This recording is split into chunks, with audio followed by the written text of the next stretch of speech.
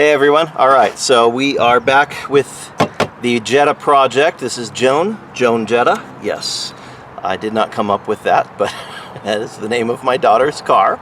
And we are doing a couple of things here. So we have this totally messed up window regulator with the wires coming out of it, and it's really just messed up. So we're going to take care of that.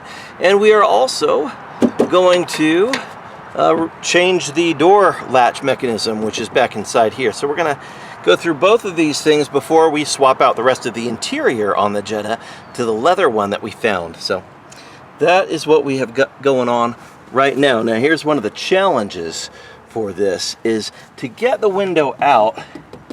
We are supposed to bring the window down to where the bolts are visible in these little holes here. And with the regulator being as messed up as it is, I don't know if we can actually accomplish that. So we're gonna see what we can do with this. And I mean, if I can wiggle it down. Oh, wait. Oh, since we took out the motor, it actually is coming down by itself. Great. So that problem was solved. I just pressed down on it a little bit. Once the motor was out of the way, I was able to slide the window down to get to the wonderful Torx bolts that we have to remove. And if I recall, I think these are T30 Torx bolts. So I'm going to have to go find my T30 bit. I'll be right back. 20 minutes later. Alright, so as you may or may not be familiar with, in order to get the window out, we have to loosen the restraints that hold the window to the old regulator.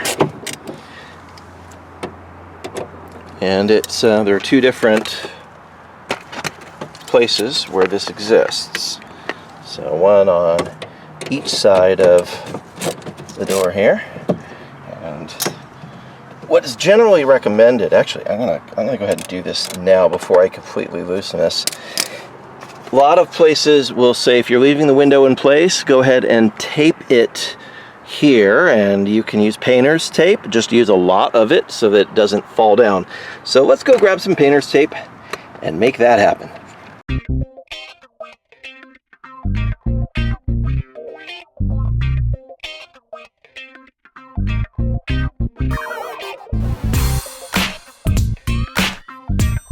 Now we can move on to removing all of these bolts here. So we got these 10mm bolts that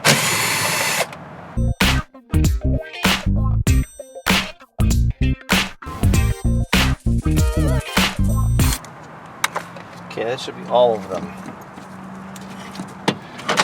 We've got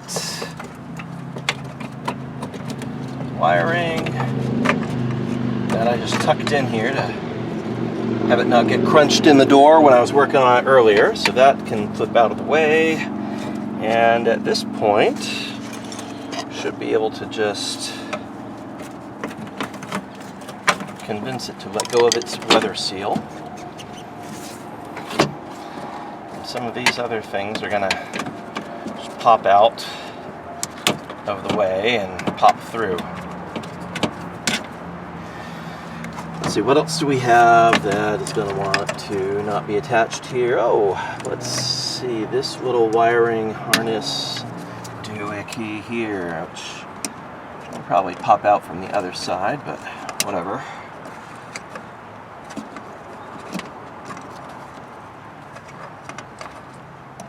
Go ahead and release that from it, and I'll pinch it out from the other side.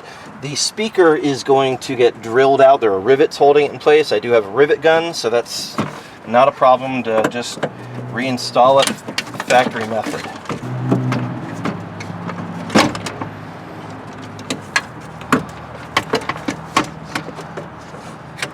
I'm going to angle this assembly down.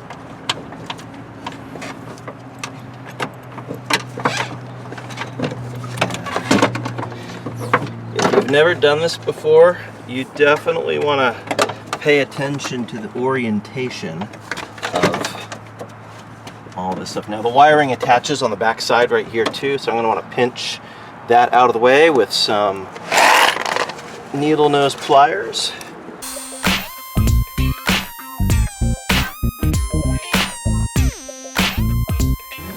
So that just comes down far enough for this to clear, and then you can lift it.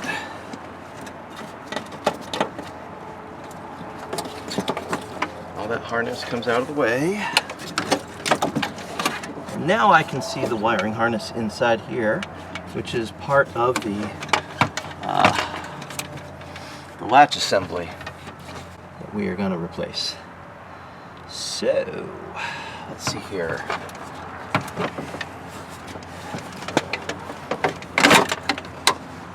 Should be able to slide that on.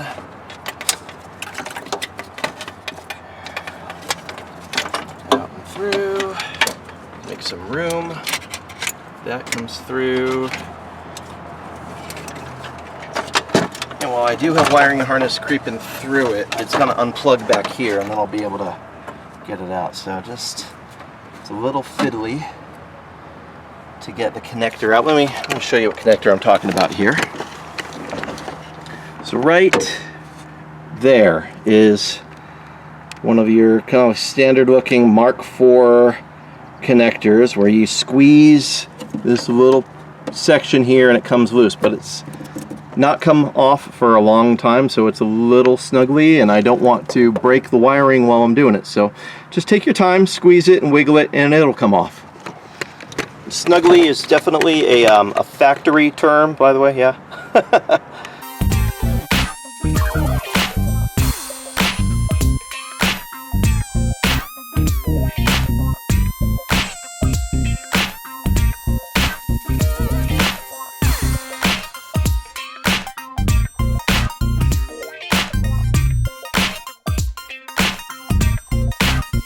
So now we're going to want to drill the rivets out around the speaker, and we can transfer it over to the new regulator assembly. Unlike a lot of other cars, the whole assembly is this whole piece, so this whole thing gets replaced.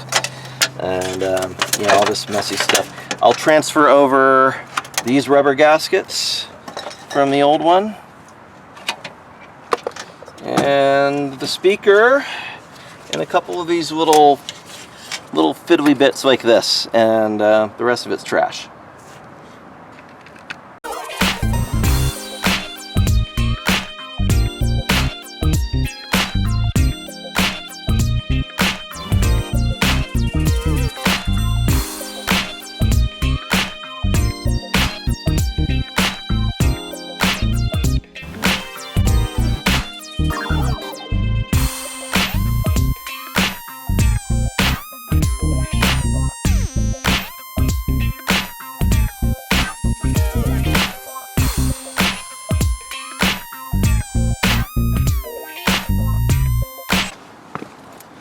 It's always good to reference what you're dealing with before you start taking the old one off. This is the new latch assembly that's going in there. This is the orientation that it is going to have going in there, and I can see where various parts are going to slide in. There's this deal that's going to pop out here, and looks like we should just be able to use like a spreader tool to pop it out of place, get it where it needs to go, and make it happy. I won't worry about doing that while it's in place because I want to see where it plugs into the actual assembly. And we should have 2 bolts to hold it in place. So go ahead and release those from the outside here, and we should make pretty quick work of this, I imagine. So let's see how we do. 2 12-point bits. Okay, so with a lot of these you could probably use an Allen socket and get the same job done. Of course, you do run the risk of stripping it, so I don't recommend that, especially when a little kit like this full of them is only about $6 or $7 at Harbor Freight Tools. So highly recommend grabbing it. I'm going to go ahead and grab my bit set for these, and we'll pop it out.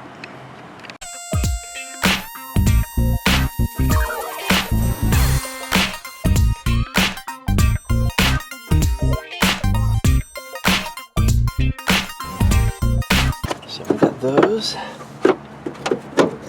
placed, and oh yeah, there is a hook. Use this as reference. This is down this way. So there's a hook that's going onto this assembly here, which opens the door and unlocks it. So, the question is, can I undo that hook from over here without having to take out the door handle itself?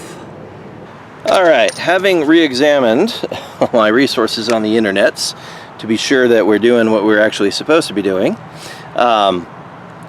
we do have to remove the door handle as the easiest procedure for removing that cable that is in the latch assembly. So we are going to grab a T20 socket and loosen up the bolt that holds this in place. If you just glance through the door, it's probably got so much dirt in it, it looks like it would be an Allen head bolt, but it is not. It is a T20 Torx, so don't make that mistake and end up using the wrong size Allen head and then stripping it. So as I understand, you don't have to take it out all the way. You loosen it up a lot. Some plastic body convincers here to slide this out. Well, that came right out, nice. And then there's a cable attaches inside here, so we're going to use flathead screwdriver to release the cable where it hooks in. Woo! There we go. That was that. And with that, the entire assembly fell out the back side, so that's out. That's what we were looking for. So now we're going to go ahead and transfer some pieces of this to the new one. So we need to transfer the lock assembly here and this cable, as well as this little cable. I'm going to start with this little guy because it was the one that was annoying me. So you just move out the lever by hand and it pops right out. I'll give you kind of a close-in look while I put it in the new one. So here we've got the new assembly. This lever here is where this is going to go. So we're going to pop it out like so and get you in frame so you can see what we're doing. So this button side goes on the back here. It just slides nicely in place. And there we go. That's where it wants to be. Now let's get the other parts.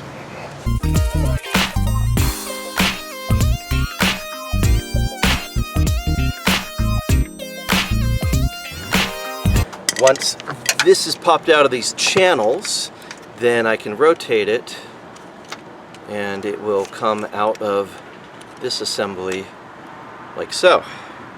And again, I'm going to take the same orientation, pop it into the new one, and slide it into place.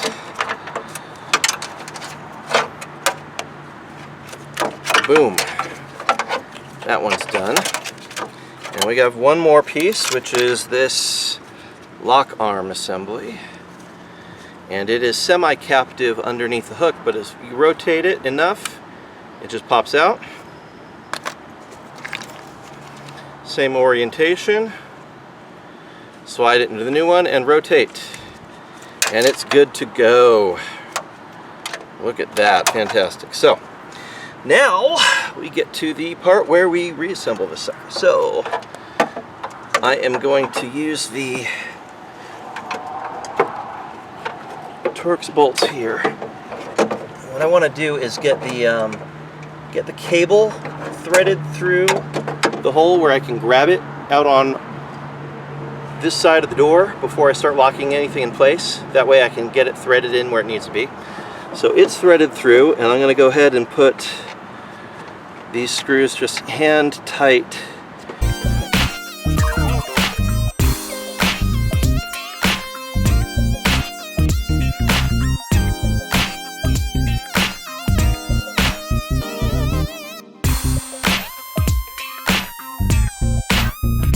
Let's test the door latch assembly. All right, so yep. And open that again, and good. We have good operation of the latch. Now we can move back to reassembling all this. So I'm going to switch the camera angle again so you can see what I'm doing. Now I notice that our aftermarket door regulator, window regulator, has these convenient Phillips head screws in them instead of the factory Torx bolts. I'm going to go ahead and steal the Torx bolts off of the original ones and see if they transfer over, because I would prefer to not be looking for weird non-factory things if I have to deal with this again later.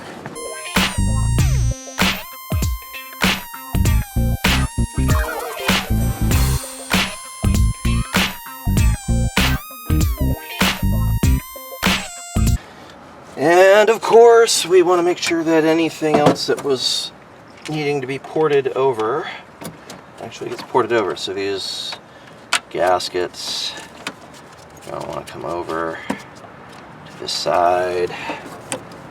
This gasket also.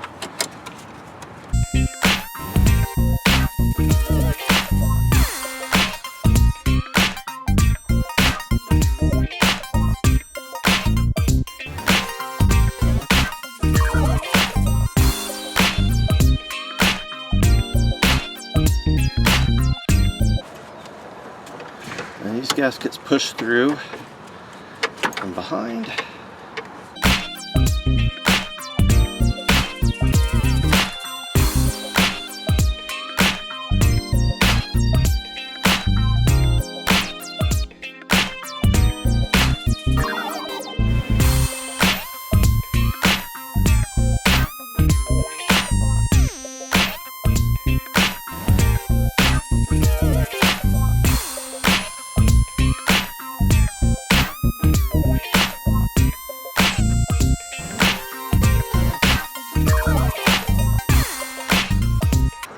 Okay, now I can see it is in the clamps, and I left my flashlight in there. That's awesome. Fortunately, there's enough room. I think I can get it out here with a magnet. So that was, yeah, that was a faux pas. So let me grab a magnet. We want to fish that light out of there. 20 minutes later. All right, flashlight fished out. Let's try this again. Lower the glass down, and that was the point where I realized I needed my light. Was looking for the glass, make sure it's in the channel on both sides, and it is. So that means we can tighten clamps. Again, we're tightening on glass, so definitely no Kung Fu Voodoo Death Monkey grip here. Just snug. All right. Close up those gasket ports. I need to cut this so we can add the motor. So I think I have, yeah, I do. I have the perfect tool, just a little set of snips. And we'll pull that out of the way with needle nose pliers. All right. Here's where we can put this gasket back in place. Secure that wiring bundle. And we can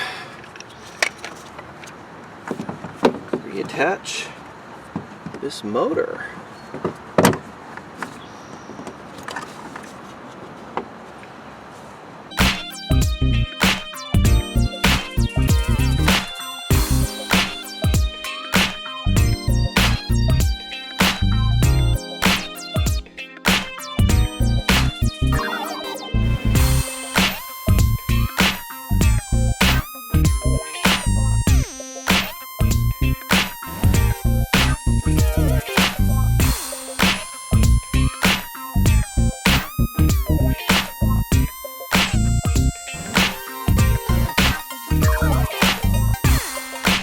Actually, before we deal with the door panel, I want to make sure that this actually works.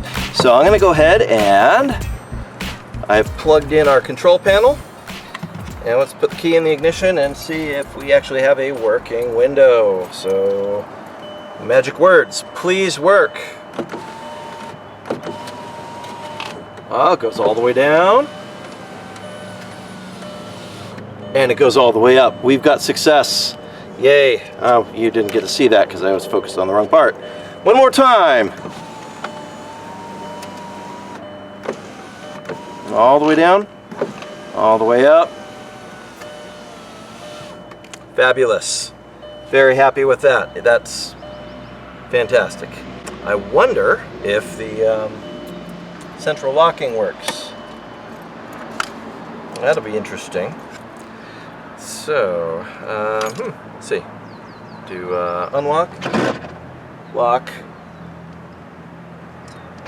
No, it won't lock because this door's open. What if I fool it into thinking it's closed?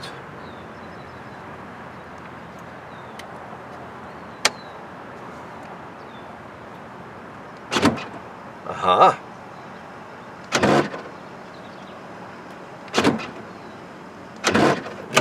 Alright, so let's go ahead and put this all back together and see where we're at. 20 minutes later. In the meantime, I did discover when I closed the door, it is smart enough to recognize that the door is closed. So I can go ahead and go, it locks, all four lock. This did not happen before. And just the driver's side and the other one. So we have success with what we wanted to have happen here. I'm very, very happy to have working central locking and a working window. See ya! And we will tune in tomorrow for more adventures with cliff jumper cars.